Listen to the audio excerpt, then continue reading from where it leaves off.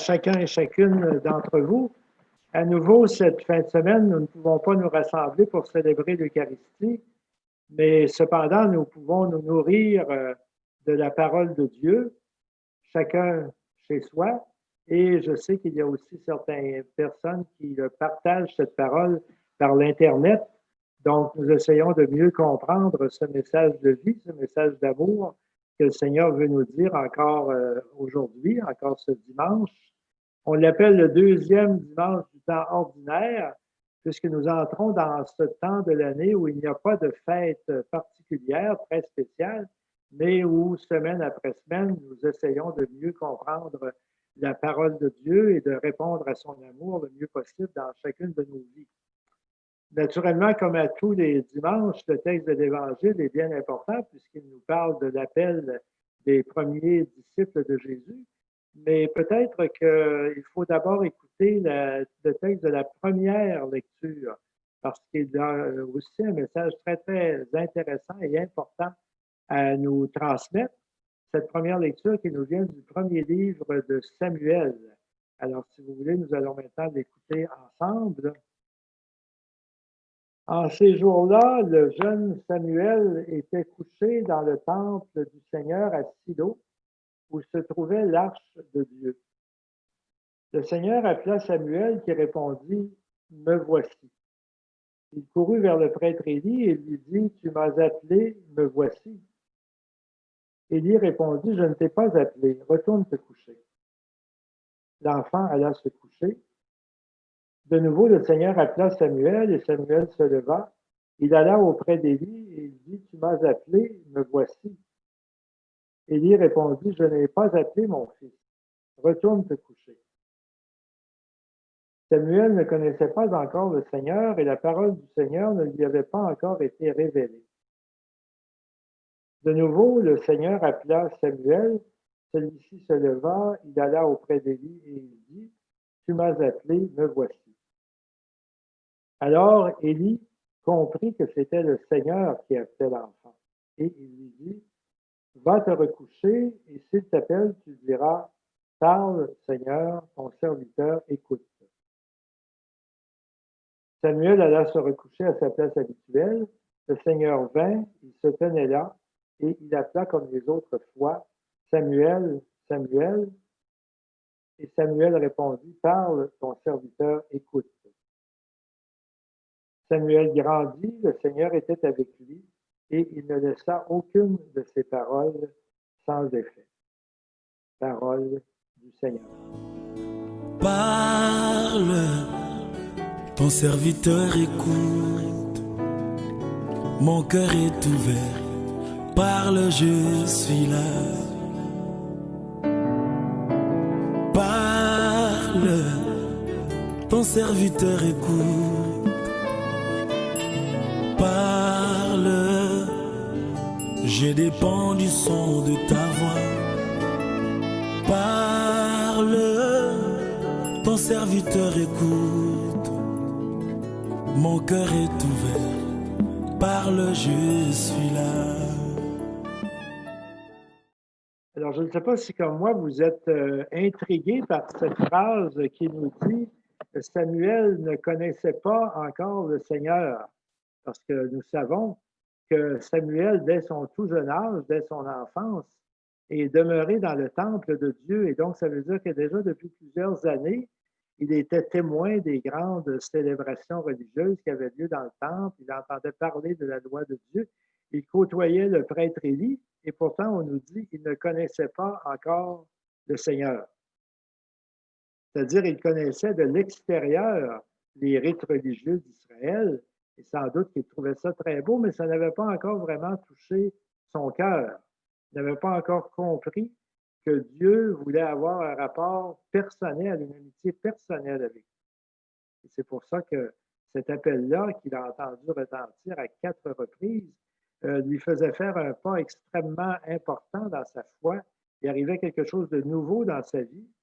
Et la façon de répondre, « Parle, Seigneur, ton serviteur écoute », voulait dire que dorénavant, il n'allait pas simplement voir Dieu de loin, mais qu'il allait être proche de lui, qu'il allait devenir dans le peuple juif un grand prophète, le premier prophète en fait, le prophète qui a consacré les deux premiers rois d'Israël, Saül et David, et qui pendant des années et des années a aidé les gens à comprendre ce que c'était que de connaître Dieu et de le servir.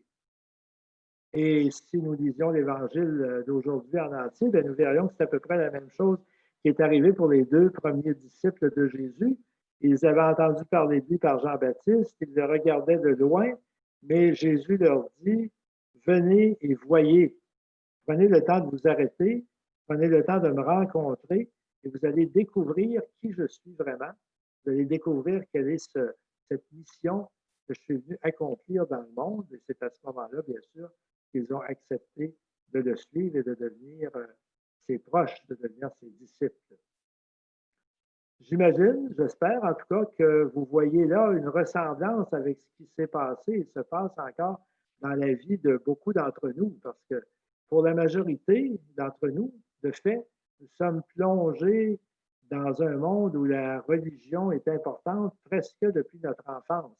Beaucoup d'entre nous avons fréquenté les églises régulièrement, avons été servants de messe, avons participé à des mouvements religieux quand nous étions enfants, adolescents, avons entendu toutes ces paroles et avons vu toutes ces célébrations importantes, mais la question à se poser, est-ce que nous avons vraiment entendu et est-ce que nous continuons d'entendre, de connaître personnellement? D'ailleurs, combien la foi, ça semble important, mais que ça prenne racine et que ça devienne l'élément central de notre vie. Si vous voulez, nous allons prendre un moment de silence pour penser chacun d'entre nous dans notre cœur à ce moment ou ces moments où nous avons fait une rencontre personnelle avec Jésus, avec son Père, et où il est vraiment devenu quelqu'un de central dans notre existence. Prenons un moment pour y penser et pour le remercier de cette amitié qui nous est offerte.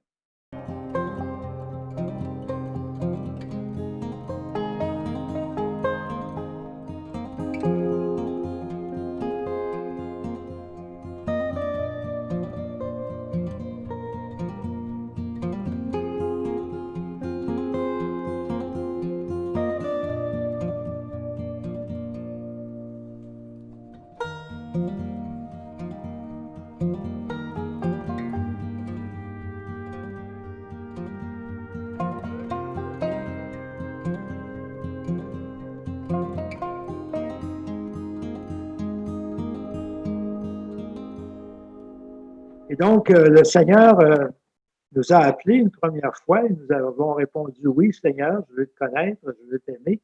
Parle, ton serviteur ou ta servante écoute. Mais il est important de nous dire que cet appel-là, il retentit souvent dans nos vies et que ce oui que nous avons dit, nous sommes souvent appelés à le renouveler et, si possible, à l'approfondir à mesure que nous avançons dans notre existence. Il y a des oui qui sont vraiment donnés à des moments clés de notre vie. Lorsque nous sortons de l'adolescence, entrons dans l'âge adulte, avons à décider qu'est-ce qui donne vraiment un sens à la vie pour nous.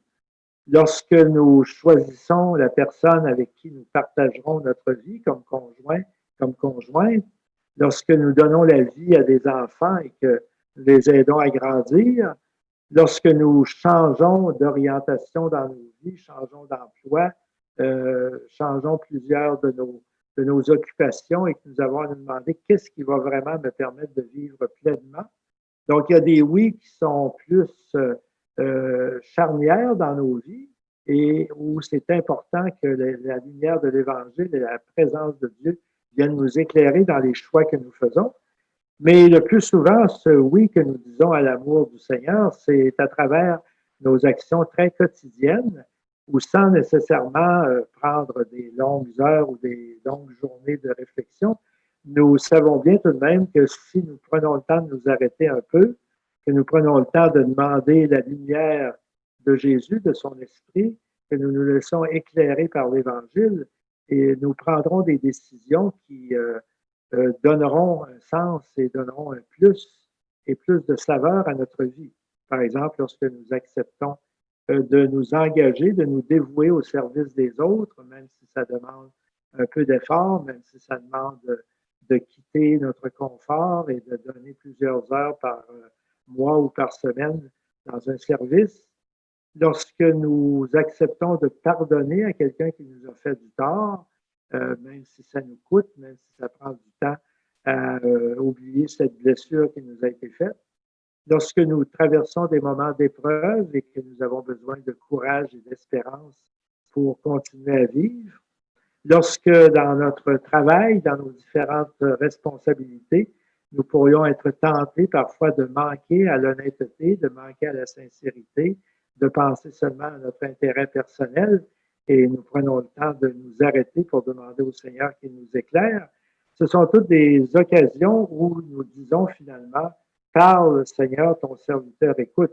C'est-à-dire où nous redisons au Seigneur, je veux que celui qui guide ma vie, celui qui m'éclaire, celui qui donne un sens à mes décisions, c'est toi.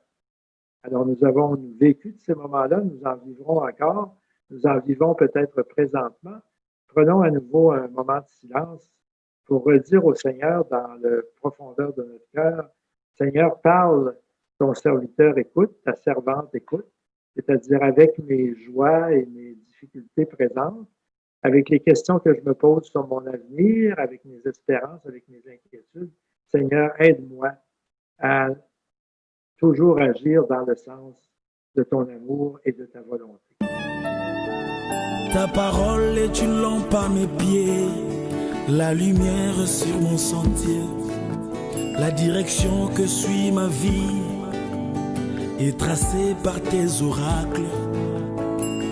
Quand tu parles, Seigneur, le chemin est frayé dans les deux. Seigneur Jésus, tu nous connais, tu me connais. Tu m'appelles par mon nom et tu sais mon désir de te suivre. Mais il n'est pas toujours facile de te répondre. Parle, Seigneur, je t'écoute. Aide-moi à vivre cette réponse-là, à la traduire dans ma vie quotidienne, dans ma vie de famille, dans ma vie de travail, dans ma vie d'amitié avec les autres. Fait que je sois vraiment quelqu'un qui prenne au sérieux ta parole, qu'elle soit la lumière de ma vie, qu'elle soit le guide sur mon chemin. Toi qui es présent avec moi et qui est vivant pour les siècles des siècles. Amen. Bonne écoute de la parole et bonne semaine à chacun et chacune d'entre vous.